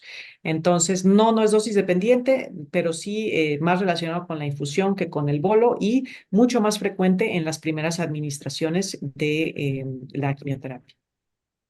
Ok, doctora, muchas gracias. Bueno, también otra vez el doctor Funes nos comenta nos pregunta qué comentario pudiera tener respecto al tamoxifeno en relación al tromboembolismo cuando lo utilizamos en mujeres con cáncer de mama y sobre todo en el periodo en que son premenopáusicas. Pues sí, digo, hay algo de inquietud, ¿no? Por el uso de todas estas terapias antihormonales, tamoxifeno o, por ejemplo, las posmenopáusicas, los inhibidores de aromatasa. Sin embargo, no hay algunas estrategias preventivas para este tipo de eventos. Actualmente, digo, lo que se recomienda, ¿no? Y que ya había mencionado previamente, que es muy importante, la verdad, y que a veces no se toma mucho en cuenta, pues es el hecho de que la paciente no tenga otros factores de riesgo cardiovascular, se mantenga en su peso, buena alimentación, si tiene hipertensión que esté controlada, si tiene diabetes que esté bien controlada. Y el ejercicio físico es sumamente importante, pero actualmente no existen estrategias de prevención para este tipo de eventos. Ok, doctora, muchas gracias. Y hace un momento mencionaba la utilidad que pudieran tener los bloqueadores de calcio respecto a la hipertensión, pero ¿tienen algún papel, alguna utilidad durante o para prevenir algún efecto de espasmo coronario? O sea, se pueden Sí, utilizar como de manera preventiva o esperamos a que suceda. este, para el vasospasmo coronario, no, generalmente si no ha ocurrido ningún problema, o sea, si no ha habido ningún evento, generalmente no se usan de forma así preventiva de una primera situación. Sin embargo, sí pudiera considerarse el uso tanto de nitratos como de calcio antagonistas en pacientes que ya presentaron esta complicación para el rechallenge, ¿no? O sea, para el hecho de que bueno, presentó esta complicación, todo parece ser que era un vasoespasmo, ¿no? A lo mejor un poco de elevación de biomarcadores, ¿no? De troponina, un poco de alteraciones del electrocardiograma, algunos terminan hasta en coronariografía que no muestra ninguna alteración de trombosis, ¿no? O de trombosis coronaria. Entonces, se cataloga, bueno, lo más probable es que haya tenido un vasoespasmo coronario y entonces el paciente puede recibir esta terapia nuevamente. Sí, sí es algo que se ha realizado y hay algunos esquemas propuestos, ¿no? Con el uso, por ejemplo, de nifedipino, de isosorbide, para que los pacientes vuelvan a recibir esta terapia y entonces estos tratamientos se pueden dar 3 días antes o un día antes, ¿no? El día del que comience el tratamiento, ¿no? Si se da en bolo, de preferencia, y posteriormente unos 2 o 3 días después.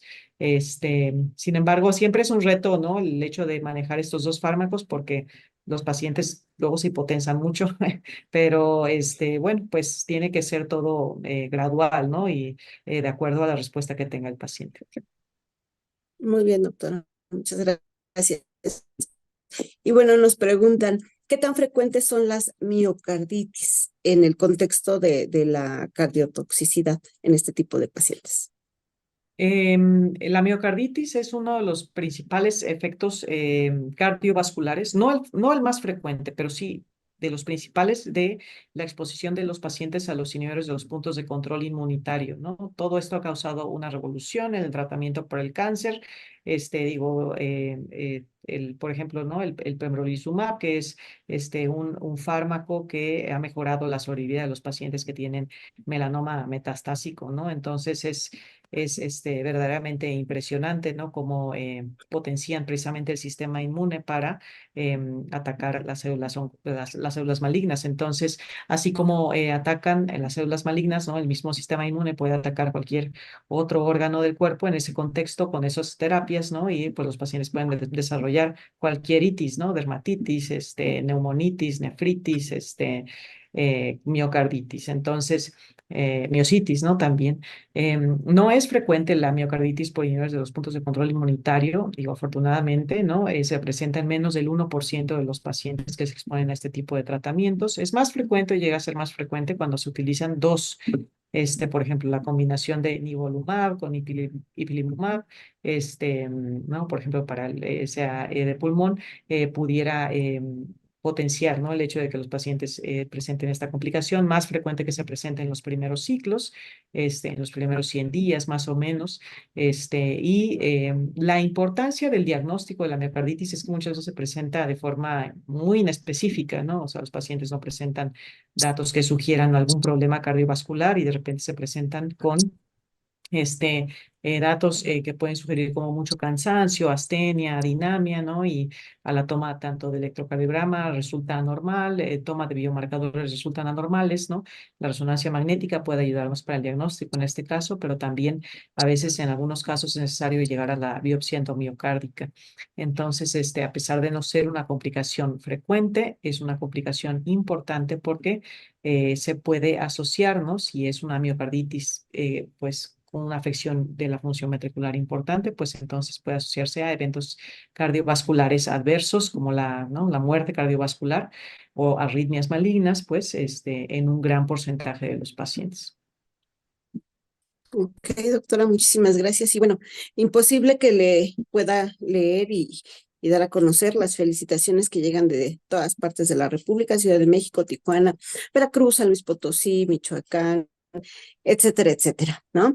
Y bueno, todos coincidimos en que la exposición de este tema ha sido más que brillante. Creo que nos ha aclarado las dudas de forma muy certera, muy pertinente. Y bueno, estamos muy agradecidos por el tiempo que ha dedicado para con nosotros. No sé si quiera dejarnos un comentario final, algo que debemos tener en cuenta siempre como médicos internistas, que estamos también, bueno, como parte de un equipo multidisciplinario para el control y tratamiento de estos pacientes. Un mensaje final, doctora, por favor. Sí, claro que sí. Bueno, pues recordar que particularmente en la medicina interna, ¿no? Cada vez, ¿no? Y de forma más frecuente, vamos a encontrar a pacientes que tienen múltiples comorbilidades, ¿no? Y siendo la enfermedad cardiovascular la primera causa de muerte en nuestro país, ¿no? Seguido en el cuarto lugar actualmente de los tumores malignos, de acuerdo a las cifras del INEGI, bueno, pues esta coexistencia de ambas enfermedades va a ser súper frecuente. Em, ya creo que cada vez más estamos pasando todo esta idea antigua, ¿no? De pensar que un paciente con cáncer es un paciente que pues ya no tiene salida, ¿no? Es un paciente que probablemente ya no va a vivir mucho tiempo, en el que tal vez no vamos a pensar en algunos cuestiones terapéuticas curativas, ¿no? Creo que estamos ya lejos, ¿no? Y tratando de avanzar hacia el hecho de qué podemos hacer por estos pacientes que, afortunadamente, gracias al avance de todas estas nuevas terapias oncológicas, pues entonces a vivir más, van a prolongar esa sobrevida, van a poder pasar a ser sobrevivientes y entonces pasan a ser personas como las que nos encontramos todos los días. Entonces, creo que el mensaje que yo quisiera dejarles es que no tengamos miedo de tratarlos, ¿no? De verlos, de trabajar de forma multidisciplinaria entre todos nosotros, ¿no? Ustedes como internistas, con oncología, con hematología, con radiooncología, con los cardiólogos también, por toda esta situación de la cardiotoxicidad. Y bueno, que cada vez va a ser más frecuente escuchar todas estas nuevas terapias, ¿no? Y las complicaciones potenciales que pueden llegar a tener. Creo que tenemos que salirnos también del pensamiento, ¿no? En cuanto a únicamente considerar ciertas opciones diagnósticas para un paciente y también considerar ahora la posibilidad de que esté cursando con algún tipo de toxicidad cardiovascular que, como vemos, pues no nada más es insuficiencia cardíaca, sino que puede ser de cualquier tipo, ¿no? Y a cualquier nivel. Entonces, creo que ese sería el mensaje que quisiera dejarles y pues agradecerles mucho el tiempo y la disponibilidad y bueno, pues sí, sobre todo el foro, ¿no? Para poder hablar de este tema, pues que no puedo decirles otra cosa más que pues es un tema que me gusta mucho y que pues que espero que pueda ir avanzando en todos los lugares, ¿no? De nuestro país. Claro que sí, doctora. Sí, es más que evidente la pasión que tiene al respecto, ¿no? Y que, bueno, gracias a eso ha abierto camino en diferentes lugares y en este caso, bueno, en alguna institución, ¿no? Para poder tener este tratamiento integral en los pacientes. Y bueno, no nos queda más que reiterar nuestro agradecimiento por todo el tiempo, la dedicación que ha tenido para con nosotros, de compartir la vasta experiencia y los conocimientos, ¿no? Que seguramente nos van a ser de utilidad en nuestra práctica clínica día a día. Doctora Carrillo, muchísimas gracias, que tenga muy buenas noches, igualmente para todos los que nos acompañan y nos vemos el próximo miércoles en nuestra sesión académica del Colegio de Medicina Interna. Doctora Carrillo, gracias. Buenas noches. Gracias a todos. Buenas noches.